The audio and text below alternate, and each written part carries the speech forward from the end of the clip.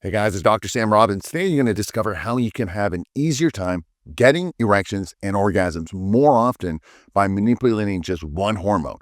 And no, it's not testosterone or estrogen or even cortisol. In fact, optimizing this one hormone will increase your testosterone and dopamine levels at the same time while also improving your mood and sex drive.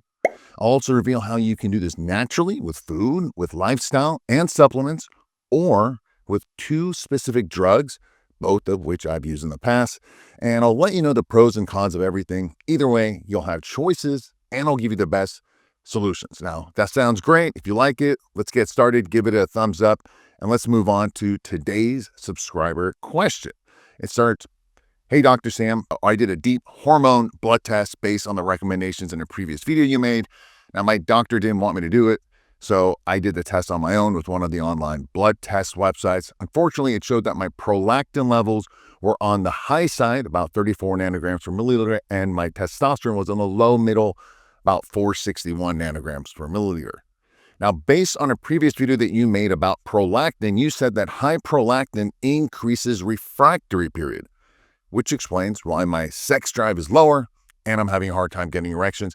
So my question is, what can cause high prolactin levels and how can I fix this? Oh, I almost forgot. My nipples feel a little bit puffy and my mood is just very blah and I have very little motivation in life. Now, are these issues also related to high prolactin? I really need your help, Dr. Sam, because it's causing problems in my relationship and killing my confidence." So there's a lot going on here, so I'm going to break it all down for everyone here. Today I'll discuss, again, what causes high prolactin and different ways you can lower it, again, with diet, supplements, and drugs. But at the end of the video, you'll discover how to have better prolactin levels, which will also increase your testosterone and dopamine levels, allowing you to have more erections and orgasms more often. Now, if you missed any one of my previous videos because you aren't subscribed to my channel, shame on you. I stated how higher prolactin in men is related to a longer refractory period. Now, the refractory period is the time between orgasms. Basically, a shorter refractory and typically lower prolactin means that you're able to have erections and orgasms more often, kind of like when you're younger. But a longer refractory period, typically related to higher prolactin, means that it takes you longer for you to get erect and have another orgasm. Maybe earlier it takes you a couple hours, maybe a day. Later on in life, it takes you a few days, maybe a week. Now, the higher prolactin is also linked to lower testosterone levels, which makes sense since the subscriber here who wrote it has both high prolactin and lower testosterone. Now, prolactin is also inversely related to dopamine, meaning that the higher prolactin levels typically means lower dopamine levels and vice versa. In fact, during arousal, right, when you're getting erect and about to have sex or whatever, dopamine levels are higher and higher. But then after you have an orgasm, your prolactin levels go up while dopamine levels fall back down and drop. Now, as a hormone doctor, I've dealt with this problem over the years with a lot of my clients and even myself a long time ago. So that's why I wanted to bring this up. In fact, just a few weeks ago, one of my clients who was taking steroids and lots of testosterone and all that kind of stuff, he was having erectile problems. After doing a full detailed blood test, easily I found out that he had higher prolactin levels was one of the issues, which we quickly fixed in a few days. All right, so what is prolactin? Now, prolactin is a hormone produced by your pituitary gland that primarily stimulates breast milk in women. Basically, when women are about to, get birth, after they give birth, the milk gets stimulated, by prolactin to come out. Now, in men, prolactin normally exists at very low levels, which helps regulate testosterone, dopamine, and just reproductive function. But high prolactin levels are linked also to high cortisol levels, the primary stress hormone. Now, prolactin also affects growth hormone levels. High prolactin also linked to hair loss, lack of motivation, lowered libido, and just gynecomastia, the man boobs, which the subscriber said he was having itchy and nipples. Now, hence why it's so important to lower high prolactin levels, because it'll help increase your testosterone levels, your dopamine, improve your mood, and allow you to have more erections and more orgasms more often. So what are symptoms of high prolactin in men? Low testosterone levels and anything related to that. a decrease in libido and sexual desire, obviously erectile dysfunction or your inability to maintain erections, gynecomastia, which I mentioned earlier, infertility and reduced sperm production, headaches, and also in rare cases, vision changes. Of course, a blood test is the best way to know what your prolactin levels are. So do one of those. They're not too expensive, and you can do them online like the subscriber mentioned. So what are the main causes of high prolactin? Now, there's a lot of potential causes for it. In the extreme cases of very high prolactin, let's say 250 nanograms per milliliter, the cause is usually a benign tumor, but that's usually not the case for most of us. One of the biggest causes of elevated prolactin is due to medications and drugs that are prescribed to you by your doctor, such as antipsychotic or antidepressants, blood pressure medications, pain medications and opioids, acid reflux medications, antihistamines, anticonvulsants, and also anabolic steroids such as nandrolone or trenbolone, or basically the 19-nortestosterones. Let's see, what else? Medical conditions that can cause it. Hypothyroidism, basically an underactive or low thyroid, kidney disease, liver disease, even shingles has been linked to high prolactin. What about lifestyle factors? Chronic stress because of the elevated cortisol, excessively high intensity exercise and durations. Again, that's a lot of stress. Again, high cortisol. Sleep deprivation. Again, high cortisol. Low levels of dopamine or dopamine depletion can cause the ratio of dopamine to prolactin to become more in favor of prolactin. Basically, it doesn't necessarily increase prolactin, but just both of them drop, but then there's a higher ratio to prolactin. And also, nipple stimulation will increase prolactin. Remember, when when the baby starts to suck on the nipple, it triggers the body to produce more prolactin and thus milk comes. So you guys are playing around with your nipples a lot, that can also increase prolactin. So now that we got that out of the way, let's talk about the action plan, how you can lower prolactin. Let's first start with diet nutrition. Vitamin B6 rich foods is very important. Again, protein, chicken, turkey, salmon, tuna are really high. Also sunflower seeds and avocados. Basically, B6 supports dopamine production, which naturally inhibits prolactin. Zinc-rich foods such as oysters, beef, pumpkin seeds, chickpeas, and cashews. Zinc deficiency is linked to elevated prolactin. And also tyrosine-rich foods. Eggs, soy, legumes, lean meats. Tyrosine basically boosts dopamine levels. Unfortunately, it's really difficult to get your optimal levels of these nutrients from your diet. So let's discuss the best supplements for improving your prolactin levels in a minute. But first, let me talk about lifestyle changes.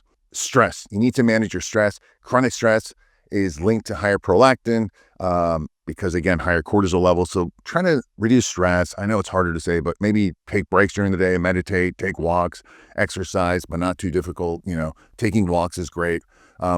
Sleep optimization, you got to sleep well. Again, that's when all the hormones get produced. But if you don't sleep enough, high cortisol levels happen. So again, optimize sleep. Exercise modification. Exercise is really good.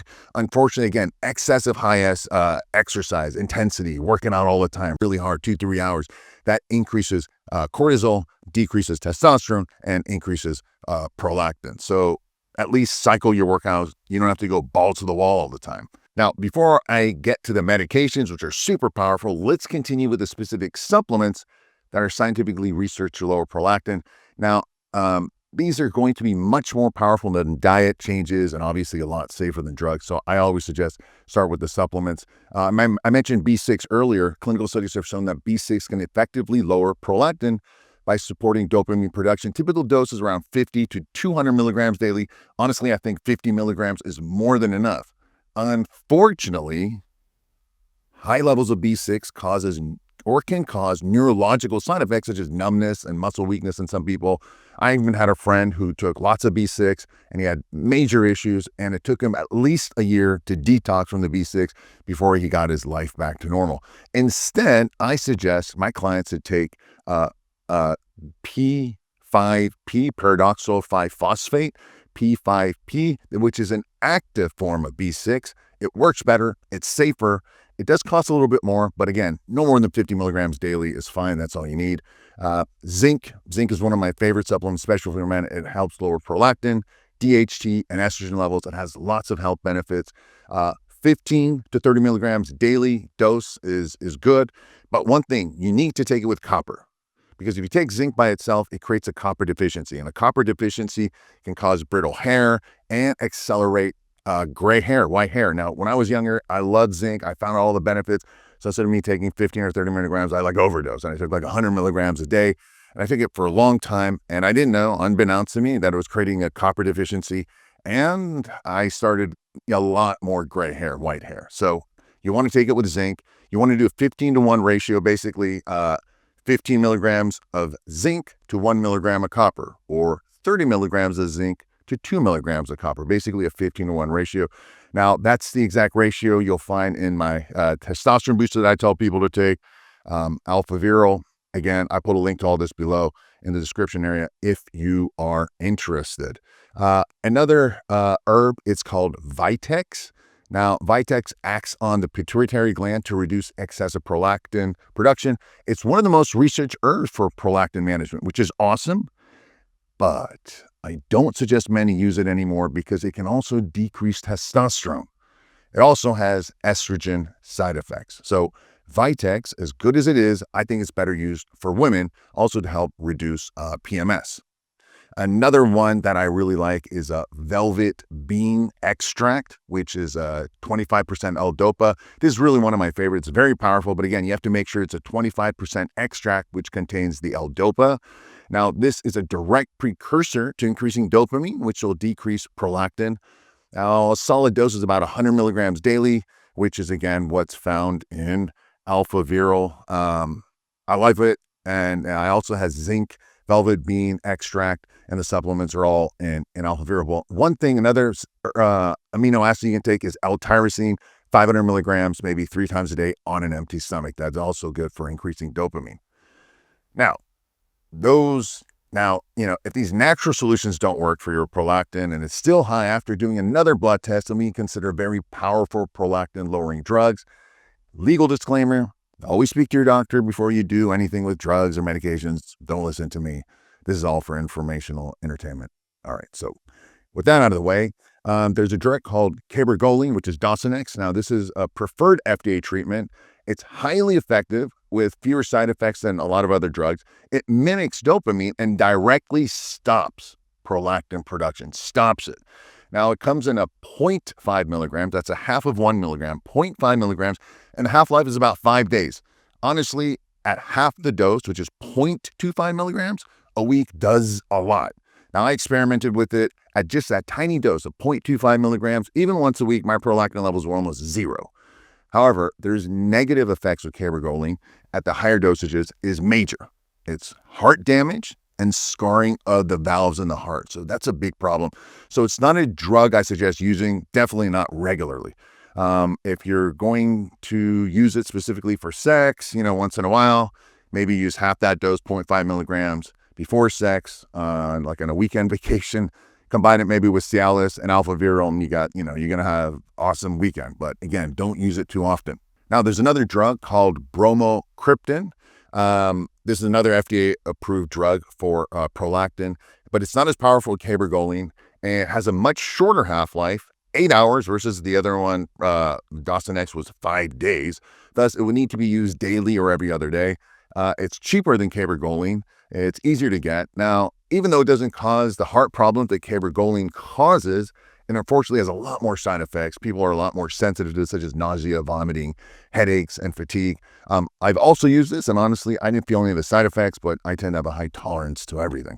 I used a very low dose. I used 1.25 milligrams, basically half the dose, again, once or twice a week. Again, when it comes to these drugs, use them only once in a while, not regularly. For 99% of people like you and me, these drugs are overkill and way too powerful and will decimate your prolactin levels.